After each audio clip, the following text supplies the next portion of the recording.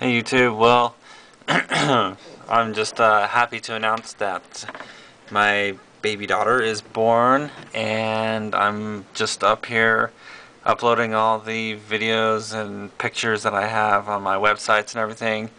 And I don't know, I've been getting lots of emails about, hey, Zumph is doing this, Zumph is doing that. Um, some guy named Check Out My Boobs is going around mad dogging pitbull owners. So, like I was saying last week, I was doing lots of, not last week, but on Sunday night, whatever, I was doing lots of research on dogsbite.org, and I've been actually getting lots of information about Lynn and Corey Nelson, and finding out exactly who they are. And Lynn, when she got attacked, she did an initial interview, and I saw the raw footage. It's about 15 minutes of interview that she had, and then here's the second interview, or a second article on her attack, and it's called "What's a Dog-Loving City to Do?" talking about Seattle. One look at Colleen Lynn's arms, and I was chilled, then enraged. She bears 6 purple marks where Pitbull's teeth sunk in, and a plate is beneath her skin to shore up a fractured bone. 6 months later, after Lynn was attacked while running on Beacon Hill, her arm is just 25% healed, and that's nothing special. But here's the interesting things. Between January of 2002 and August of 2007, the city of Seattle recorded 1,519 dog bites. Pitbulls were responsible for 361 of them, or 24%. Last month, a Seattle police officer shot and killed 2 pits after they entered a yard and attacked German Shepherd, then cornered at least 1 person in another yard. There are more pit bulls than any other breed at the Seattle Animal Shelter. When this article was published, there were 21 dogs there. 9 were pit bulls or mixes. The shelter is disproportionately filled with pit bulls at any given moment. Attacks, fear, all in one of the most dog-friendly cities in the country.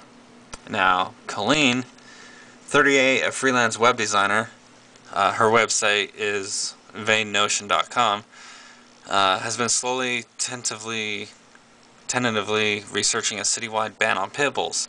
Now, why is a lady that, okay, I understand that she was attacked, I understand that her arm was broken, and in her interview she said that she was, scared and she was being dragged by this pit bull. But I've been bitten plenty of times by Daschunds and Chihuahuas and a stupid little Westie, and I don't go around trying to ban them, and I've gotten some pretty bad marks because of them. But you don't see me going around trying to ban all these little dogs.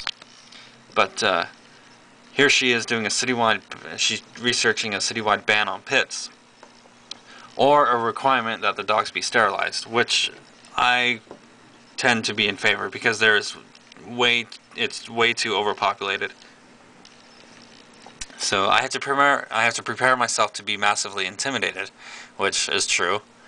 But we need to recognize the problem. Our community is suffering from bad owners, not the dogs.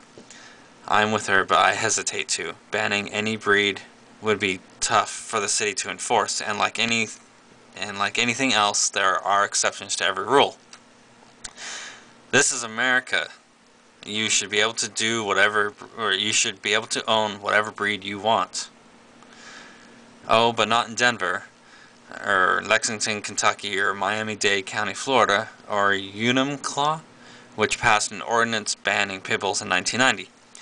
Enumclaw has a contract with King County Animal Control, which investigates complaints and determines whether a particular dog is in fact a pit bull. If it is, it's placed in the county shelter. Quote, "It's not that big of an issue for us," end quote, said City Administrator Mark Bauer. A couple a year at most. Jordan of the Seattle shelter doesn't think Seattle should follow suit, but instead enhance the dog laws that are already on books. Punish owners who don't leash or train any and all dogs. Before pit bulls, he said the status dogs were Rots and Dobermans. You don't hear about them anymore, except, of course, by my website. You don't want laws that address the actions of all breeds, he said, because if you ban 25% of the dogs in Seattle, what are you doing about the other 75%? Lynn isn't buying it, of course, because she's hard-headed and ignorant. It's not about hating people or loving pit bulls, Lynn said. It's about victims and victims' recourse and the public's policy around it. In the meantime, she's starting a support group for dog bite victims and whatever. But here's what really gets me. Quote, I remembered a dog once bit my sister in her throat, where she still has a scar. The interviewer asked which breed. And Colleen said, and I quote, a Dachshund, she said. So, how come she's not going after Dachshunds? Huh?